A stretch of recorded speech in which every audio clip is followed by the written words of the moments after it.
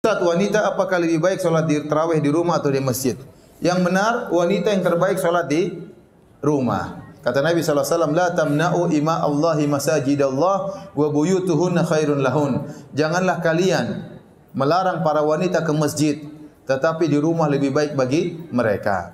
Wanita kalau sholat tarawih di rumah lebih afdal daripada kalau dia sholat tarawih di masjid. Seluruh keutamaan yang diperoleh laki-laki kalau ke masjid diperoleh juga oleh wanita tatkala di rumah. Contoh, lelaki kalau ingin dapat pahala 27 kali lipat, 27 derajat, dia harus ke masjid. Itu laki-laki.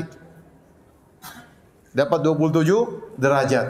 Tapi kalau wanita dia ke masjid, dia juga dapat 27 derajat. Ternyata di rumah lebih baik. Berarti kalau dia di rumah, dia juga dapat 27 derajat. Dan ini bentuk keringanan dan pemuliaan yang Allah berikan kepada para wanita. Lelaki kalau ingin 27 derajat harus ke masjid.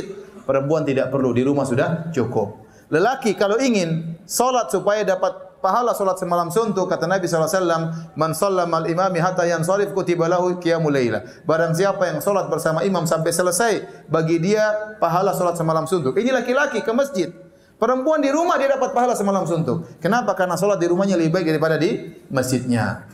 Kenapa bisa demikian? Karena wanita memang dalam Islam hendaknya menjauh dari lelaki, menjauh dari pandangan para lelaki.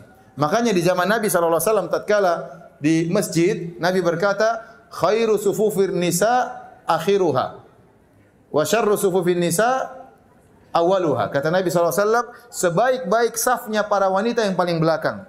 Kenapa yang paling jauh dari lelaki? Dan seburuk-buruk saf wanita dalam salat adalah yang paling depan, ya. Kenapa? Karena wanita memang sebaiknya tidak banyak menjadi pusat pandangan para lelaki.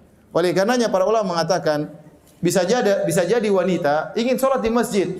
Karena kalau dia sholat di rumah mungkin dia malas-malasan, hafalan Qur'annya tidak ada, ya. Hafalan cuma 3 qul, ya. Sekarang sudah 4 qul, ya. Qul huwallahu ahad, qul a'udzu birabbil falaq, qul a'udzu birabbin nas, plus qul ya ayyuhal kafirun. Ya.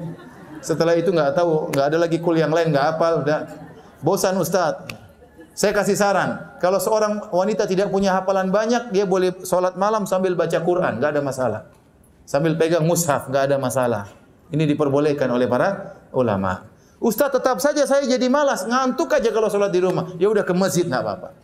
Enggak apa-apa. Meskipun di rumah lebih baik, tapi wanita dibolehkan sholat di masjid. Dengan syarat, tidak boleh berhias tatkala ke masjid. Tidak boleh pakai parfum tatkala ke masjid. Harus seadanya yang wajar-wajar saja. Tidak boleh. Ya. Sampai sebagian ulama mengatakan wanita yang terkenal cantik tidak boleh ke masjid. Ya. Kenapa? Karena bisa mengganggu jamaah. Ya. Imamnya terganggu, berdebar-debar tatkala lewat wanita tersebut. Ya.